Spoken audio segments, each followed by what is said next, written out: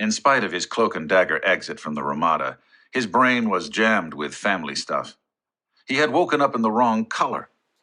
He had to get all traces of blue out of his mind and achieve full greenness before he got anywhere near the Iowa-Missouri line. For this was not just a friendly meeting. Nuances in today's conversation, things left unsaid or said in the wrong way, could have expensive consequences. The day after Thanksgiving might have been time off for most of the country, but not for Skeletor. The parochial turkey-eating customs of the United States were of no interest at all to the hyper-international clientele that he and Richard shared. And even their American players, though they might have taken a few hours off yesterday for family observances, would be devoting most of today to questing for virtual gold and vicarious glory in the world of T-Rain, making this one of the heaviest days of the year for Corporation 9592's servers and the system administrators who kept them running. But his mind kept drifting into the blue. It was like a puzzle in a video game. He had to figure out what was really bothering him. It wasn't the furious muses. After a brief howl of outrage when he'd almost rear-ended the pickup truck, they had been silent for hours. Somewhere around Red Oak, he finally put it together. It was yesterday's short but uneasy exchange with the Wikipedia reading in-law. The actual content of the Wikipedia entry was not at issue. What bothered Richard was the mere fact that such a thing existed and that he had been abruptly reminded of it at a moment when he just wanted to be Dodge, hanging around the old place doing normal Iowa stuff. The entry in question started with a summary of what Richard was now, and it filled in biographical details only when they seemed relevant to whatever mysterious stalker/scholars compiled such documents. He was not important enough, and the entry was insufficiently long to include a biographical section laying out the whole story in narrative form, which seemed all wrong to him, since the only way to make sense of what he was now was to tell the story of how he'd gotten that way. When he had lugged that bearskin down the Selkirk crest, he had done so without a plan, without even a motive, and certainly without a map. The ridges were steep and rocky. The sun shone on them like a torch. No water sprang from them. Attempts to descend into the cool-looking valleys were baffled by the density of the vegetation, called dog fir by the few people who actually lived in those parts, apparently because it made the hiker know what it must be like to be a flea navigating a dog's hindquarters. Half out of his mind with hunger and exhaustion, he traversed a long talus slope that ramped down into the remnants of a dead silver mine, then descended through a belt of dog fir and, surprisingly, into a grove of ancient cedar trees. Decades later, he would learn the term microclimate. At the time, he just felt that he had stepped through a wormhole to a damp and chilly rainforest perched above the Pacific. The canopy was so dense as to choke off the energy supply to everything beneath it, so the place was mercifully free of undergrowth, and a brook ran through the middle of it from a spring farther up the slope. Maybe it was just heat stroke and low blood sugar, but he felt something holy. He flung off his pack and sat down in the creek and let its cold water explore his clothes, lay down on his back, gasped at the cold, rolled over on his stomach, drank. His fantasy that he was the first human ever to set foot in the place was shattered moments later when he noticed, just a few yards from the stream, the foundations of an old one-room cabin. It was currently occupied by the wreckage of its own roof. Rot and carpenter ants had reduced it to a splintery mulch that he raked out with his bare hands, until a cold slicing sensation told him he had just cut his finger on something unnaturally sharp. Investigating more carefully after he'd bandaged the cut, he found a crate of whiskey that had been crushed into shards by the collapse of the roof. He had inadvertently followed an old whiskey smuggling trail from Prohibition days. This cabin had been used as a cache by bootleggers.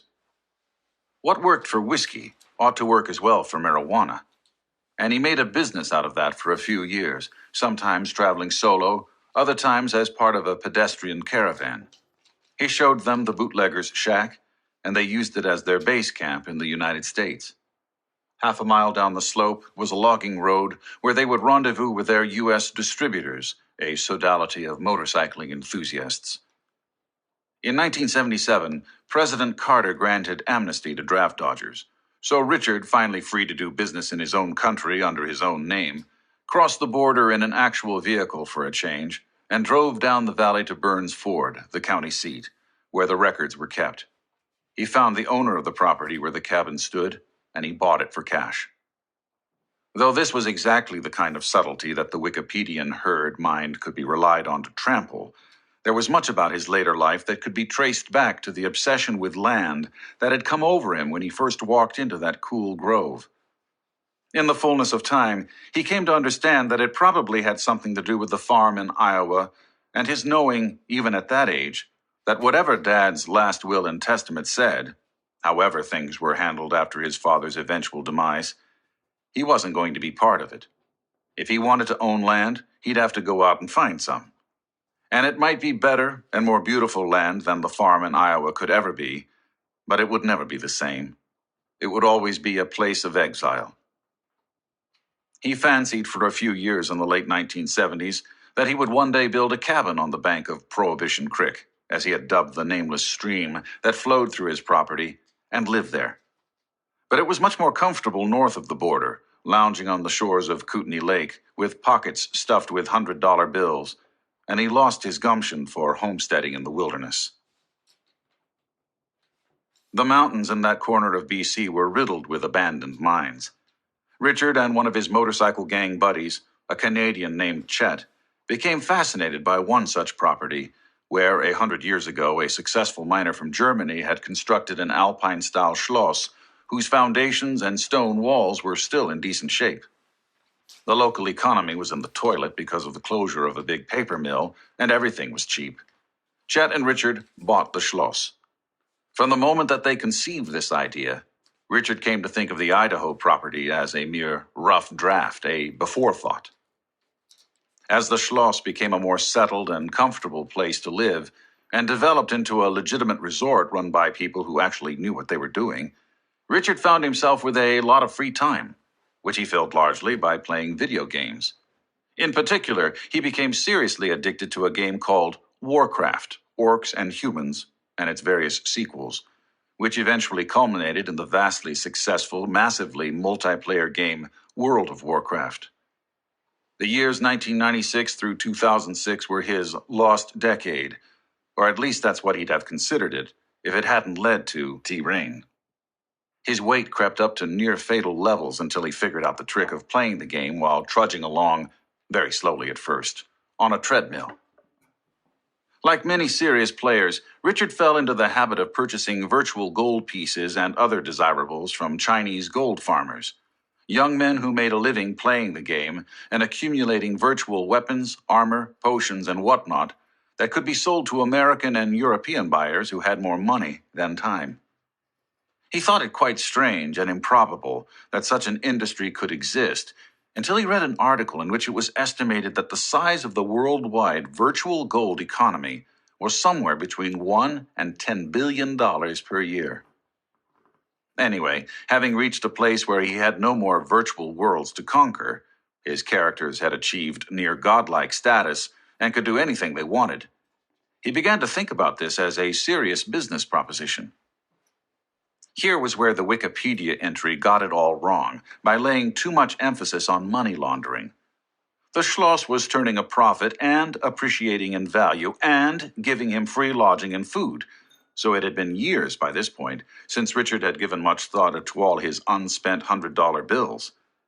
In his younger days, it was true, he had spent enough time worrying about money laundering that he had developed a nose for subterranean money flows, like one of those dowsers who could supposedly find water by walking around with a forked stick. So, yes, the quasi-underground virtual gold economy was inherently fascinating to him. But T-Rain was certainly not about him laundering a few tubs of C-notes. Video games were a more addictive drug than any chemical, as he had just proven by spending 10 years playing them. Now he had come to discover that they were also a sort of currency exchange scheme. These two things, drugs and money, he knew about. The third leg of the tripod, then, was his exilic passion for real estate. In the real world, This would always be limited by the physical constraints of the planet he was stuck on. But in the virtual world, it need be limited only by Moore's law, which kept hurtling into the exponential distance. Once he had put those three elements together, it had happened fast. Canvassing chat rooms to communicate with English-speaking gold farmers, he confirmed his suspicion that many of them were having trouble expanding their businesses because of a chronic inability to transfer funds back to China. He formed a partnership with Nolan Zhu, the pathologically entrepreneurial chief of a Chinese game company, who was obsessed with finding a way to put Chinese engineering talent to work creating a new, massively multiplayer online game. During an epic series of IM exchanges and Skype calls, Richard managed to convince Nolan that you had to build the plumbing first. You had to get the whole money flow system worked out. Once that was done, everything else would follow. And so, just as a way of learning the ropes, they worked out a system whereby Richard acted as the North American end of a money pipeline, accepting PayPal payments from American and Canadian WOW addicts, then FedExing $100 bills to Taiwan, where the money was laundered through the underground Filipino Overseas Worker Remittance Network, and eventually transferred from Taiwanese bank accounts to Nolan's account in China, whence he was able to pay the actual gold farmers in local specie. This Byzantine arrangement, whose complexities, colorful failure modes, multinational illegalities, and cast of shady characters still, all these years later, caused Richard to wake up bathed in sweat every so often, was only a bridge to a more sane and stable venture.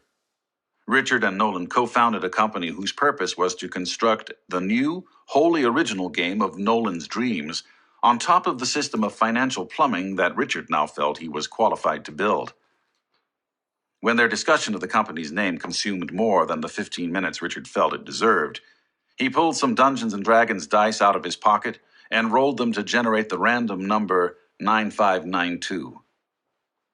The game that Corporation 9592 built had any number of novel features, but in Richard's mind, their most fundamental innovation was that they built it from the ground up to be gold farmer friendly. Gold farming had been an unwelcome byproduct, an epiphenomenon of earlier games, which had done all that they could to suppress the practice, even to the point of getting the Chinese government to ban such transactions in 2009. But in Richard's opinion, any industry that was clocking between $1 and $10 billion a year deserved more respect. Allowing that tail to wag that dog could only lead to increased revenue and customer loyalty. It was only necessary to structure the game's virtual economy around the certainty that gold farmers would colonize it in vast numbers. He sensed at a primal, almost olfactory level that the game could only be as successful as the stability of its virtual currency. This led him to investigate the history of money, and particularly of gold. Gold, he learned, was considered to be a reliable store of value because extracting it from the ground required a certain amount of effort that tended to remain stable over time. When new, easy-to-mine gold deposits were found, or new mining technologies developed, the value of gold tended to fall. It didn't take a huge amount of acumen, then, to understand that the value of virtual gold in the game world could be made stable in a directly analogous way, namely, by forcing players to expend a certain amount of time and effort to extract a certain amount of virtual gold, or silver, or diamonds, or various other mythical and magical elements and gems that the creatives would later add to the game world. Other online games did this by fiat. Gold pieces were reposited in dungeons guarded by monsters. The more powerful the monster, the more gold it was squatting on. To get the gold, you had to kill the monster, and building a character powerful enough to do so required a certain amount of time and effort. The system functioned okay, but in the end, the decision as to where the gold was located and how much effort was needed to win it was just an arbitrary choice made by a geek in a cubicle somewhere. Richard's crazy idea was to eliminate the possibility of such fudging by having the availability of virtual gold stem from the same basic geological processes as in the real world. The same, that is, except that they'd be numerically simulated instead of actually happening. Idly messing around on the internet, He discovered the mind-alteringly idiosyncratic website of P.T. Pluto Olszewski, the then 22-year-old son of an oil company geologist in Alaska, homeschooled above the Arctic Circle by his dad and his math major mom. Pluto, a classic Asperger's syndrome little professor personality, now trapped in the rather hirsute body of a full-grown Alaskan bushwhacker, had spent a lot of time playing video games and seething with rage at their cavalier treatment of geology and geography. Their landforms just didn't look like real landforms, at least not to Pluto, who could sit and stare at a hill for an hour. And so, basically as a protest action, almost like an act of civil disobedience against the entire video game industry, Pluto had put up a website showing off the results of some algorithms that he had coded up for generating imaginary landforms that were up to his standards of realism, which meant that every nuance of the terrain encoded a 4.5 billion year simulated history of plate tectonics, atmospheric chemistry, biogenic effects, and erosion. Of course, the average person could not tell them apart from the arbitrary landforms used as backdrops in video games, so in that sense, Pluto's efforts were all perfectly useless. But Richard didn't care about the skin of Pluto's world. He cared about its bones and its guts. What mattered very much to Richard was what an imaginary dwarf would encounter once he hefted a virtual pick and began to delve into the side of a mountain. In a conventional video game, the answer was literally nothing. The mountain was just a surface, thinner than papier-mâché with no interior. But in Pluto's world, the first bite of the shovel would reveal underlying soil, and the composition of that soil would reflect its provenance in the seasonal growth and decay of vegetation and the secular erosion of whatever was uphill of it. And once the dwarf dug through the soil, he would find bedrock. And the bedrock would be of a particular mineral composition. It would be sedimentary or igneous or metamorphic. And if the dwarf were lucky, it might contain usable quantities of gold or silver or iron ore. Reader, they bought his IP. Pluto moved down to Seattle, where he found lodging in a special living facility for people with autism spectrum disorders. He set to work creating a whole planet. Terrain, the gigantic mess of computer code that he had single-handedly smashed out in his parents' cabin in the Brooks Range, gave its name to T-Rain, the imaginary world where Corporation 9592 set its new game. And in time, T-Rain became the name of the game as well. Zula was mortified too. "I'm sorry I didn't get in touch with you, Uncle Richard. It was on my list." For most people, this would have been mere polite cliché, but Richard knew that Zula would have an actual, literal list, and that Call Uncle Richard would be somewhere on it. "It's on me," he said. "I should have rolled out the welcome mat." While stuffing more rounds into empty magazines, they caught up with each other. Zula had graduated from Iowa State with a dual degree in geology and computer science and had moved to Seattle 4 months ago to take a job at a geothermal energy startup that was going to build a pilot plant near Mount Rainier, the stupendous volcanic shotgun pointed at Seattle's head. She was going to do computer stuff, simulations of underground heat flow using computer codes. Richard was fascinated to hear the jargon rushing out of her mouth, to see the Zula brain unleashed on something worthy of its powers.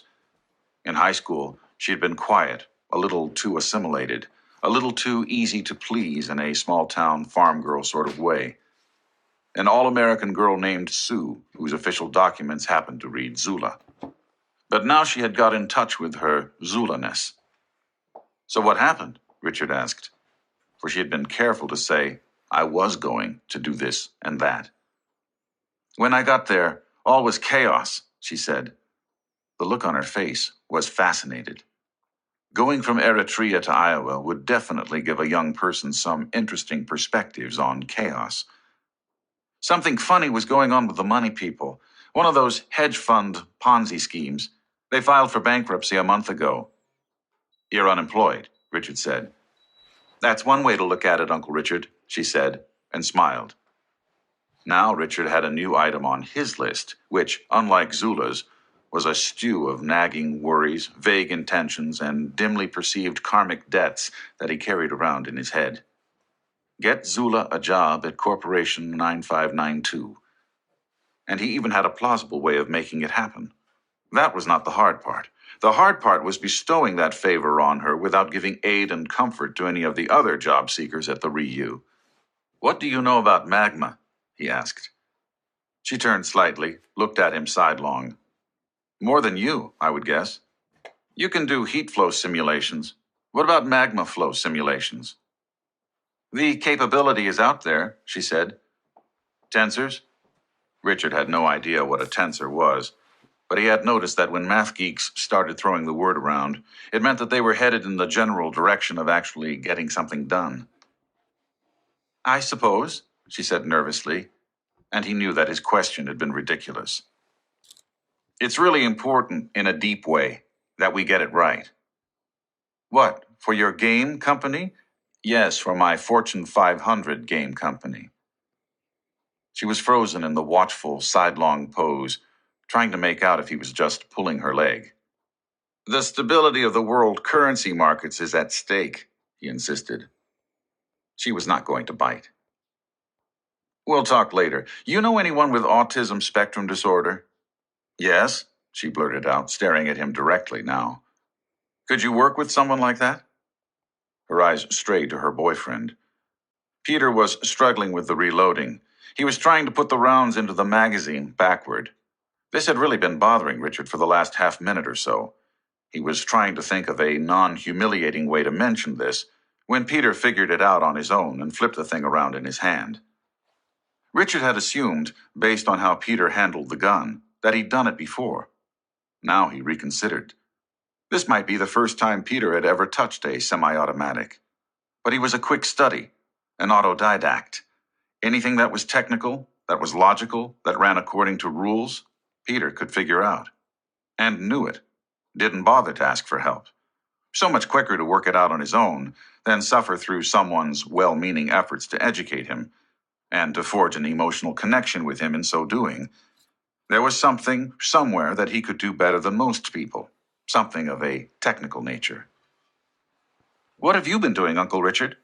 Zula asked brightly. She might have gotten in touch with her Zula-ness, but she kept the Su-ness holstered for ready use at times like this. Waiting for cancer would have been too honest an answer. Fighting a bitter rearguard action against clinical depression would have given the impression that he was depressed today, which he wasn't. "Worrying about pallet drift," Richard said. Peter and Zula seemed oddly satisfied with that non-answer, as if it fit in perfectly with their expectations of men in their 50s.